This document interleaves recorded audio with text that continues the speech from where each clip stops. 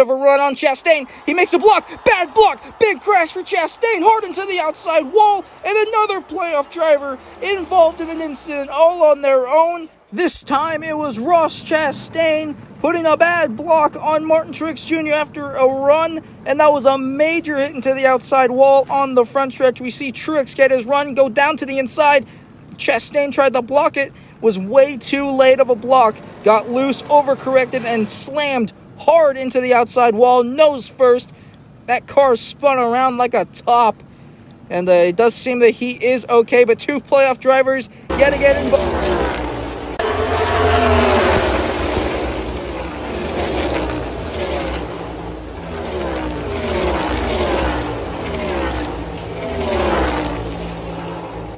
Big trouble in the backstretch. Corey LaJoie up into the air, collected the 17 down to the inside. Elliott hard into the wall. Eric Jones all involved. I see Chris Buescher there as well, it looks like. Or was that Kyle Larson? Let's take a replay of this. How did that wreck even start off? It looks like Kyle Larson behind the 9, just a bad push in the middle of the corner. Yeah, wow. Look at Corey LaJoie getting up in the air there. It was Chris Buescher, that car up against the inside wall. Looked a lot like Kyle Larson as well. My bad there. But you could just see, yeah, Larson just hooked Elliott and it started this whole mess. This is the super speedway racing deal right there. Look at Austin Cindric. Austin Cindric with incredible avoidances. The 43 just gets run into the backup when everyone's slowing up. Unfortunate for the 43 car for sure. Took a couple of people out of the race. Help from Kyle Busch. Down the backstretch, a lot of 3 wide in the middle of the pack. Look at him make contact. There goes Kyle Larson in the air. Up against the outside wall. The car comes back on all fours, and everyone scatters to come through turns 3 and 4 to avoid the number 42 of Kyle Larson. And the first caution of the season is out here in Daytona. A wild crash in turn number 3 brings the 42 in the air, back on the ground. And see what happened. He just got hooked by the 18 car, who got hooked by the 4, Kevin Harvick. And it looks like Harvick did get turned by somebody there up into the 18.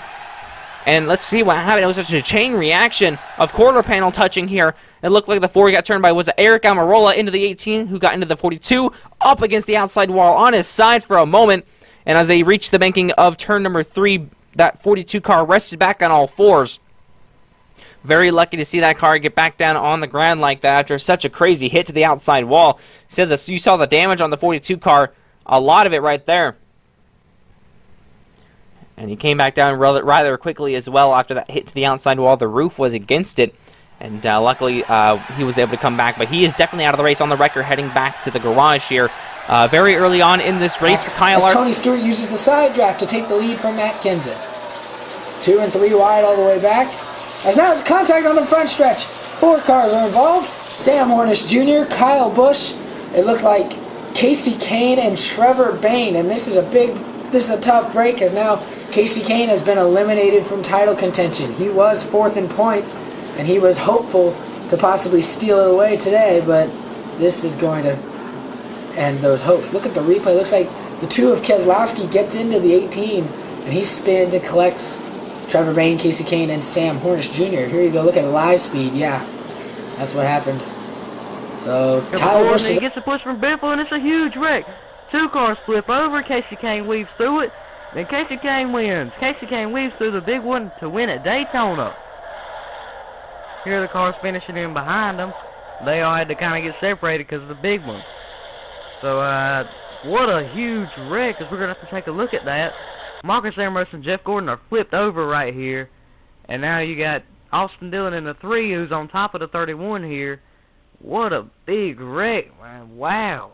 So the big one strikes on the last lap. That's what Casey Kane had to get through. We'll show you right here. Right there's the contact. Greg Biffle was going to try to push Gordon. It didn't work. Watch the 9 clip by the 3. He flips over. The 5 car gets down there. And yeah, I talked to Calvin Fish.